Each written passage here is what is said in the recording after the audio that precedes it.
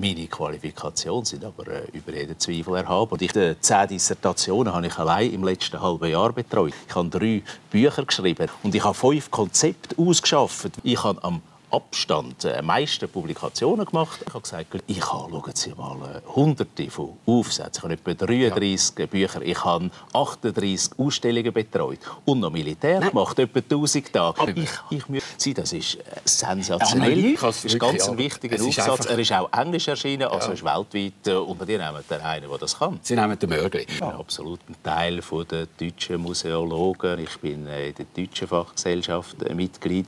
Ich bin Vizepräsident von der Europäischen Totentanzgesellschaft. Ich bin sehr aktiv auch in der europäischen Museumslandschaft. Ja. Also ich bin überall dabei. Nein, aber ich habe unterschrieben, wenn ich das... Ich finde, ich bin eben... Ich habe nicht... Ich glaube... Ich bin nehmen wir doch ein Beispiel. Warten Sie mal. Ich habe... Nein, ich habe sie... Wenn ich dachte... Ich bin immer da. Ich habe in meinem Aufsatz nachgewiesen, dass ich habe jetzt Bedürfnis und ich bin überzeugt und kann Ihnen prophezeien, da kommt noch viel Dreck auf den Tisch.